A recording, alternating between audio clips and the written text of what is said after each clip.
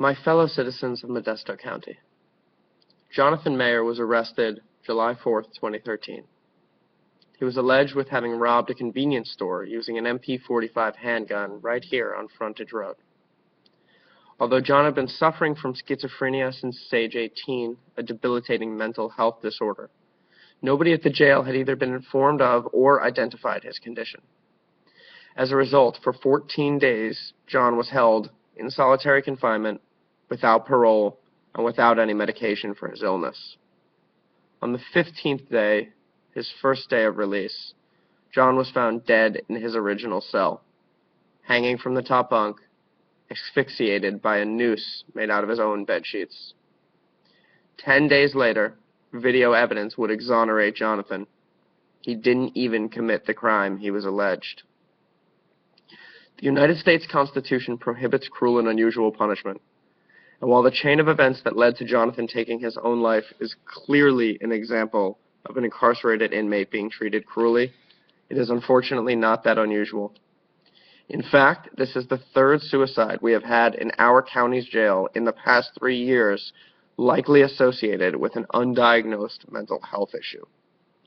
While the sheriff and police staff are currently doing their best to treat the health needs of inmates, healthcare delivery simply is not their area of expertise. Criminal justice is. As a result, healthcare quality is low and costs are sky high. In fact, delivering healthcare to jail and prison inmates costs us $10 million a year in our county alone. We need to do something. We need to do what 40% of U.S. counties have already done and lower that cost by 20 to 30% by privatizing and professionalizing the healthcare delivery in our county's jails. In doing so, we can both simultaneously increase the quality of care while lowering the cost. In order to understand the ways in which private providers are more efficient, it helps to understand a little bit about how jail healthcare is delivered. Generally, it's related to 3 primary tasks. The first is intakes and screenings, which is reviewing inmates when they come into the facility for communicable diseases, drug-related addictions, and anything else that might cause harm. The second is management of acute events. These are things that happen in emergent situations, like heart attacks or strokes that needed to be treated immediately. And the third is chronic care management. This is the one that requires extremely specialized medical knowledge, as it deals with complex medical conditions that a patient has over a long period of time, such as HIV or cancers. While the failure in the former, related to intakes and screenings, is what cost Jonathan his life because of undiagnosed schizophrenia, clearly the other delivery modalities are of equal importance as well. The ways in which care is higher quality are threefold as a result of privatization. First, better capabilities, as well as the incentives to get care delivery right. This care is capitated, which means that the provider receives a fixed fee per year and has an incentive to deliver the right care at the right time. The second is that these providers have integrated care networks.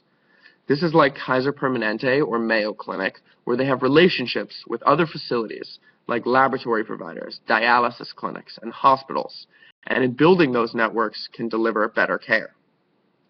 The third is that private providers adhere to IMQ, Institute of Medical Quality Standards, that some public facilities don't have to. Costs are also lower from privatization, 20 to 30% judging by comparable counties in our area. The reasons are that more care is delivered on site versus constant trips to the emergency room. The second is better preventative screening and active management of those same complex chronic conditions we discussed before, which lowers costs dramatically.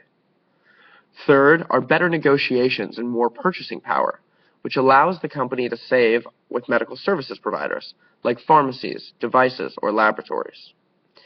And then fourth, on top of all of it, in delivering higher quality care, the county is able to defray the costs, both legal and insurance, of dealing with medical malpractice and negligence claims. As I said before, based on comparable counties, this county, Modesto, can expect to save $2 to $3 million a year by privatizing care. We should immediately create an exploratory committee and seek RFPs for these services. Thank you.